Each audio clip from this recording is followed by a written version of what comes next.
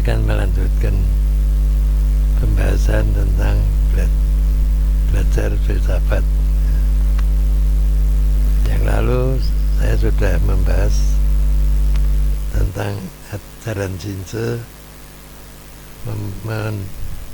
mengelompokkan keluarga, 7 keluarga menjadi satu rukun keluarga. Ya. Di Indonesia pada zaman Orde Baru sudah ada konsep Dasawisma. Jadi 10 keluarga disatukan menjadi 10 wisma, Dasawisma. Cuman sayangnya itu belum berjalan.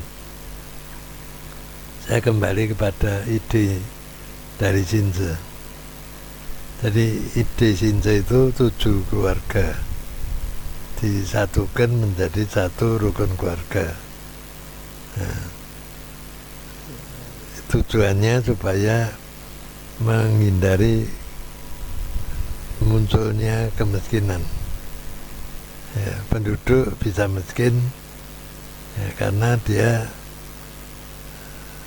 hidupnya tersendiri, hidupnya tidak bersama-sama kelompok lain ya. Jadi tidak punya kelompok.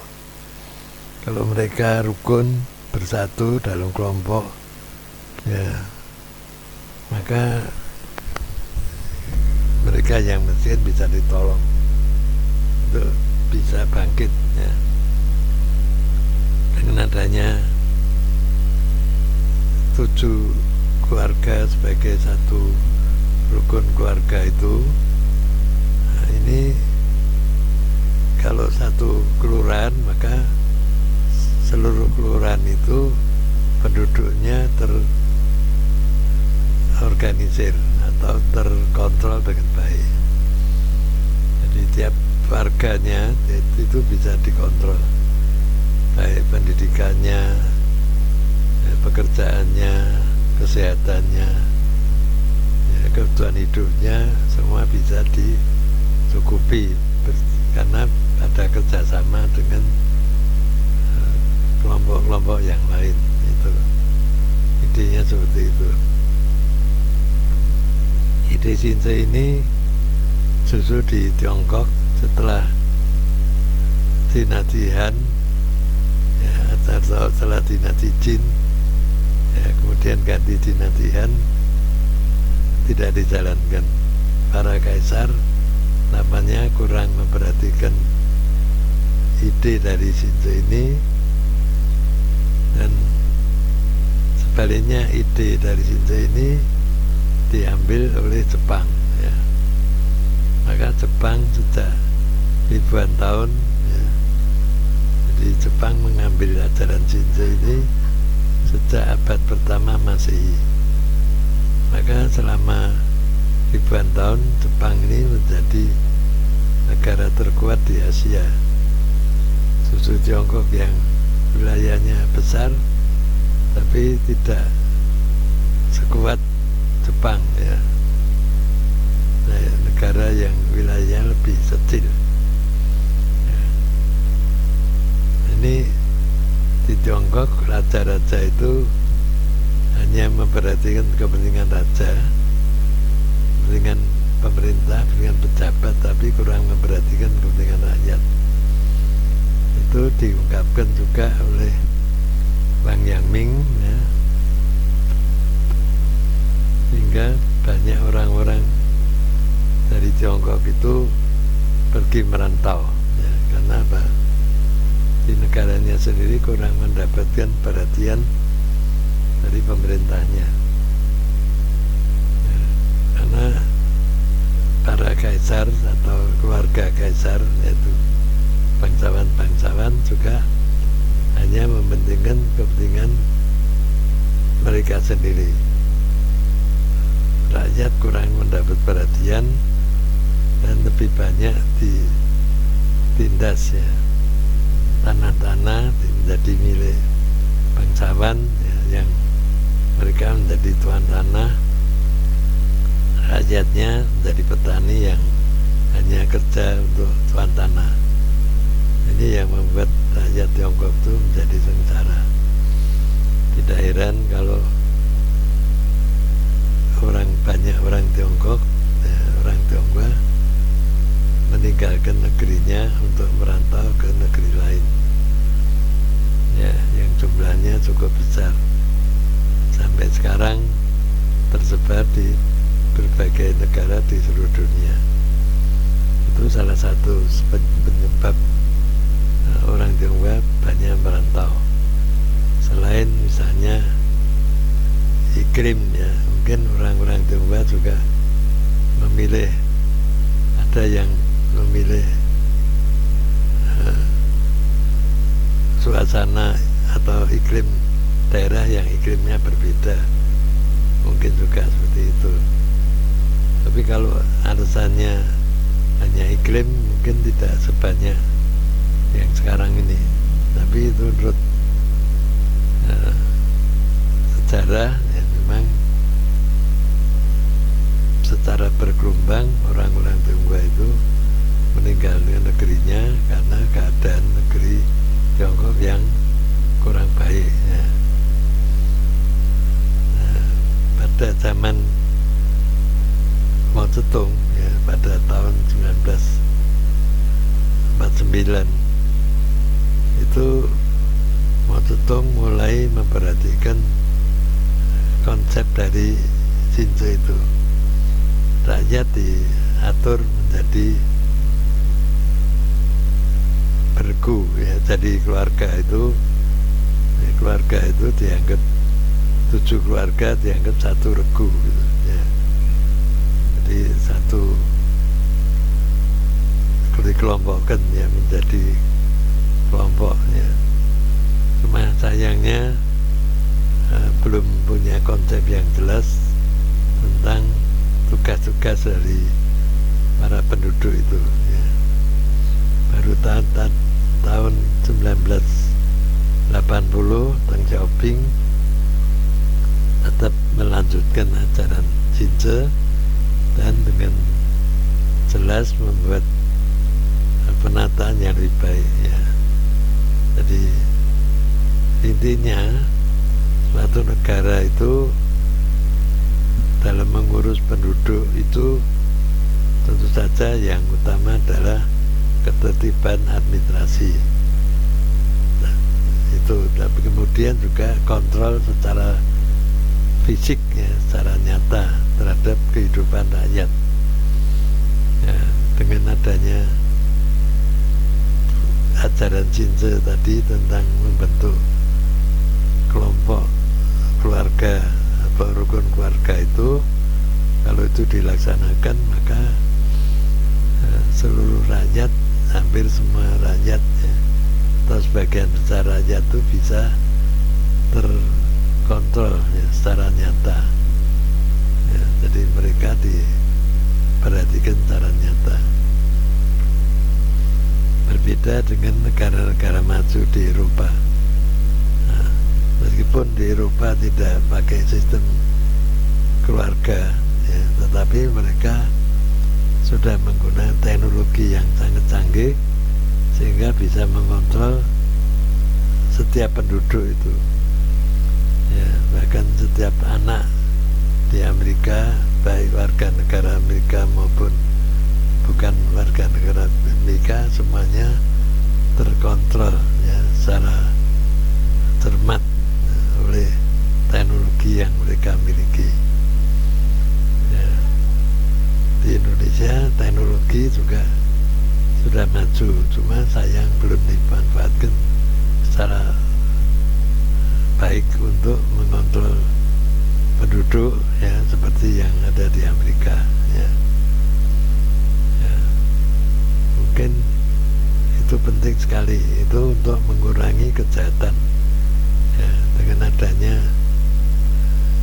kelompok secara fisik yang diajarkan oleh Shinzo itu memang mengurangi juga kejahatan, perilaku yang menyimpang, karena setiap orang diawasi oleh tetangga-tetangganya, oleh kelompoknya. Ya, jadi setiap orang adalah anggota dari kelompok tujuh keluarga atau rukun keluarga itu. Mesti mereka pasti diawasi oleh kelompoknya, anggota kelompoknya, sehingga kalau ada orang-orang yang punya pikiran-pikiran yang berbeda, mudah untuk segera diketahui. Ini manfaatnya. Seperti di Jepang, negaranya lebih disiplin, orangnya lebih disiplin, lebih maju, ya karena mereka merasa terawasi, ya, terkontrol oleh kelompok-kelompoknya. Nah, ini salah satu keuntungan dari apa yang disampaikan oleh Shinze, ya, yang diajar oleh Shinze. Ya. Bagaimana selanjutnya di dalam masyarakat, ya, dunia ini, ya, manusia semakin banyak, kejahatan juga semakin banyak. Ya, akhirnya kalau kita lihat di dunia ini, meskipun teknologi maju, pengetahuan maju, tapi keadilan tidak merata. Banyak negara-negara yang masih miskin, tertinggal, rakyatnya sengsara. Hanya sebagian kecil negara yang termasuk negara kaya yang mungkin rakyatnya akan hidup lebih baik, ya. agar rakyatnya agak lebih baik hidupnya, karena negaranya sudah lebih teratur, lebih tertata, ya. Teknologi pengetahuan itu memang penting, itu sangat perlu bagi kehidupan masyarakat. Namun penerapannya itulah yang lebih penting. Penerapan dan penggunaan teknologi dan ilmu pengetahuan itu yang lebih penting. Nah, dan untuk itu perlu ada program perencanaan yang baik, ya. Oleh karena itu setiap bangsa harus mau belajar dari bangsa lain, harus mau koreksi terhadap keadaan dirinya sendiri. Zaman sekarang perkembangan ilmu pengetahuan sangat cepat, ya. Dan ada orang yang dengan sikap mengikuti perkembangan pengetahuan itu, ya, sampai lepas dari budayanya sendiri. Ini juga tidak benar. Jadi karena masyarakat sekarang ini kurang memperhatikan keseimbangan berbagai pengetahuan. Banyak negara-negara yang rakyatnya diutamakan untuk mempelajari teknologi dan keterampilan, ya. Nah, mereka menjadi tenaga terampil tapi kurang pandai dalam mengelola masyarakatnya, ya. Dan ini juga tidak menguntungkan. Nah, jadi harus ada keseimbangan. Ilmu sosial harus dipelajari dengan baik, ilmu budaya dipelajari dengan baik, ilmu agama dipelajari dengan baik, ilmu teknologi juga dipelajari dengan baik. Jadi semua ilmu itu memang perlu dipelajari, karena ilmu-ilmu itu dikembangkan oleh para ahli ilmu pengetahuan untuk memenuhi kebutuhan atau mencari jawaban terhadap permasalahan yang ada dalam masyarakat. Jadi kita tidak bisa hanya memperhatikan ilmu-ilmu yang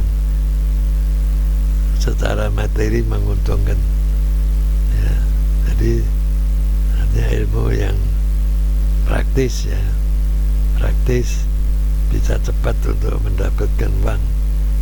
Tapi perlu kita harus berpikir panjang, ya, memikirkan kehidupan yang lebih jauh dan lebih lengkap ya. Sehingga ilmu-ilmu sosial, ilmu budaya, ilmu filsafat juga perlu diperhatikan, sehingga kehidupan manusia itu lebih terjaga dengan baik ya. Jadi kalau orang hanya diutamakan mencari harta, maka mereka justru nilai-nilai kemanusiaannya terkikis ya, terkikis. Jadi maka menjadi kejam ya, menjadi berbuat sesukanya sendiri demi kepentingan pribadinya sendiri. Ini masyarakatnya juga tidak bahagia karena hidupnya menjadi terancam oleh kejahatan-kejahatan yang bisa muncul dalam berbagai bentuk. Nah, sekarang teknologi maju, ternyata banyak orang-orang yang berpikiran jahat juga menggunakan teknologi untuk mendapatkan tujuannya yang jahat itu. Nah, itu oleh karena itu perlu diperhatikan bagaimana menjaga kehidupan manusia supaya tetap seimbang lahir dan batin ya. Dan keterampilan itu penting, tapi menata masyarakatnya dengan memperhatikan sosial, budaya, politik dan sebagainya supaya seimbang. Nah, demikian apa yang saya sampaikan kali ini. Kita lanjutkan berikutnya. Santai, terima kasih.